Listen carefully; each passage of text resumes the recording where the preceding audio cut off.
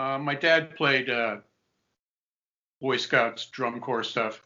Okay. Showed me paradiddles and flams when I was a little kid. And of course, I wanted to get a drum set when I was 5 years old. And he said, that's not going to happen.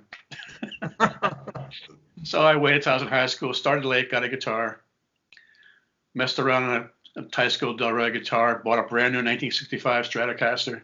Nice. And I was with a friend of mine one day. We went to a small electronic shop to use the tube tester for the amplifiers for our basement amps.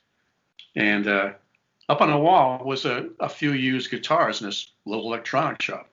There was a 1965 P bass on the wall for $120. And I looked at it and went, man, that's like an aircraft carrier.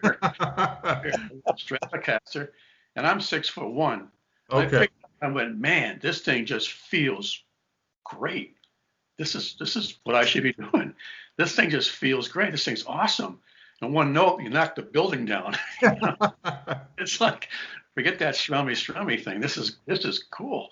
So I bought it right there in the spot. Wow. I was able to get it, and I took it home, and boom, I became a bass player. I just fell in love with the depth. When I was a little kid, like when I was around my grandfather's piano, I always gravitated towards the low end of the piano with the bass notes. They're kind of boom, boom, boom, boom. Didn't know how to play it, but I'm banging on it. I'm 5 years old. It's a great bong, bong, bong, as opposed to the tinkly thing up top. So I just thought I just realized that that's what shakes the building. That's what you groove to. The bass is what everyone dances to and grooves to.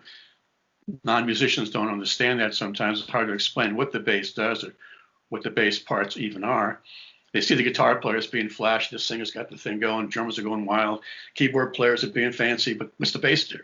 Yeah, well, no, most people don't even know it's a bass. Now, Gary, you're talking, ancient history here. How do you, and they don't know it today, which is why I know your bass player is here. How do you explain to people, what does that thing do?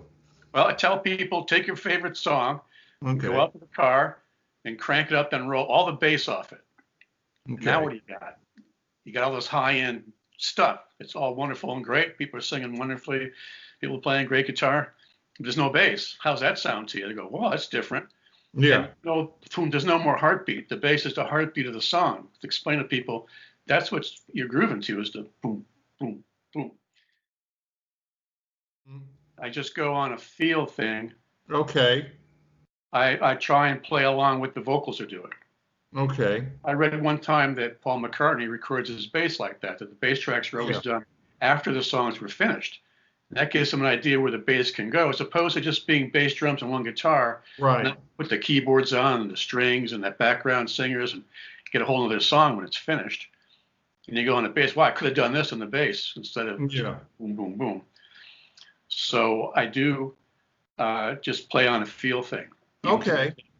And I even have a hard time reading tab.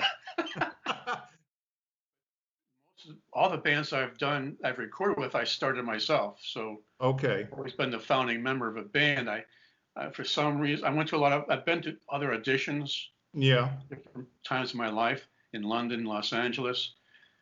And I just felt that I wasn't really the best at doing that.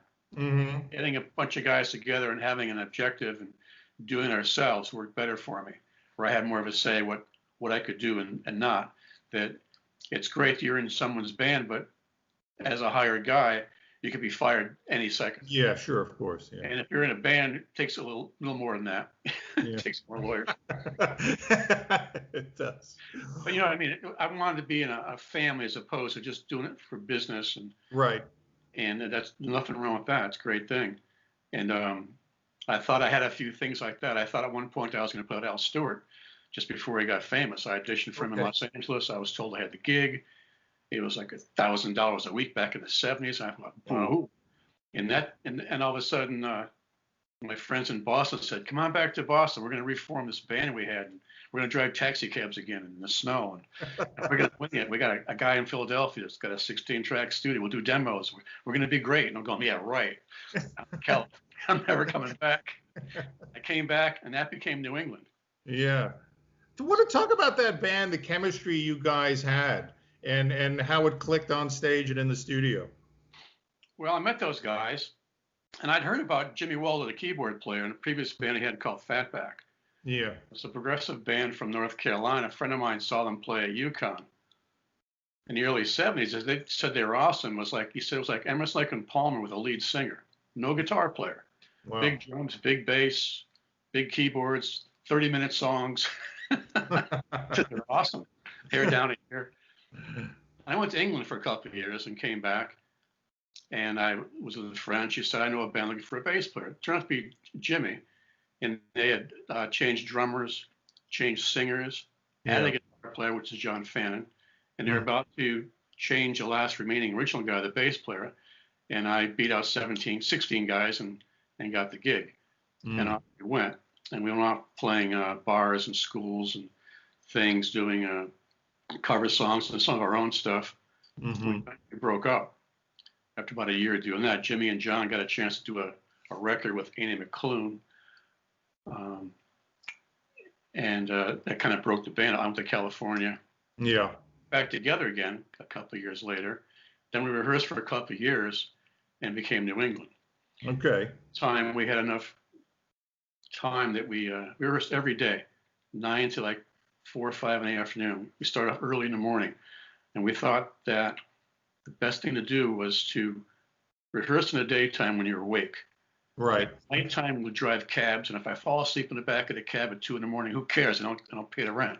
You know, I'm not some job somewhere. So many bands get together at 7 o'clock at night after dinner, and they're all just, ugh.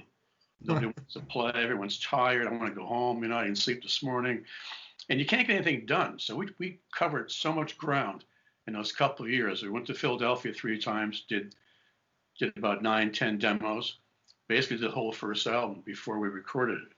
We wound up recording it all again.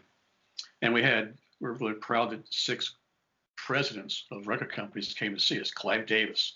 Wow. Sat in a folding chair in front of me, in front of my SVT. And imagine I'm at Madison Square Garden, I'm at the Forum, I'm just going for it, This guy's in a suit, literally 5 feet from my knees are going, this guy's got balls. Same with the other guys, all the other guys, Chris Wright from Clistos Records, all the guys that came to see us. Bill Cohen came from Kiss, managed us. Same thing, sat in front of me. And my SVT caught fire. He thought, that's cool. This is not part of our act, though. Flipped the switch off, put it back on, we played, we got the gig. But we had a chemistry that John was the predominant songwriter. And I have to say, John Fannin is a great guitar player. He kind of quit the band back in the early 80s to do other things. He's very David Gilmour-ish in his playing, more kind of old school bluesy. He's not a shred guy. Yeah. He's not a technical guy. He doesn't do any tapping. And he had just at that point just got the Floyd Rose, a Charvel with a Floyd Rose, and dive into the depths of hell's fire with the Floyd Rose ad. We thought, this is cool, And we were about to do our 4th album. And we're going to go to Rundgren's house again and do another record with Todd, and John quit the band. But he is a great guitar player. And I feel unfortunate that he doesn't get some light shine on him like the guys that we're going to talk about have and do. So, but we had a great chemistry. We just got done playing.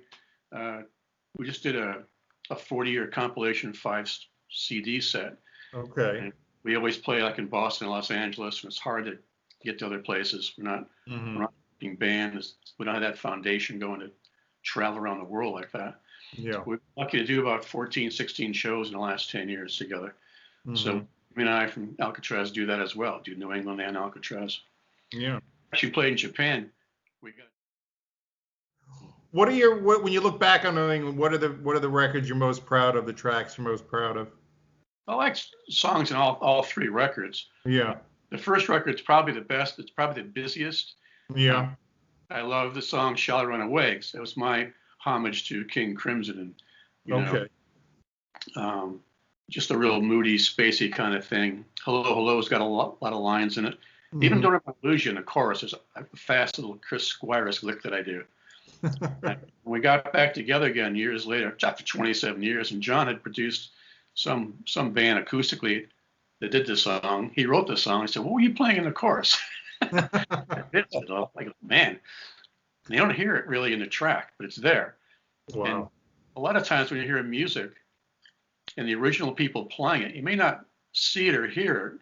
You might think it just goes from A to C, but there's a Right. beat in there somewhere, and sonically you hear it.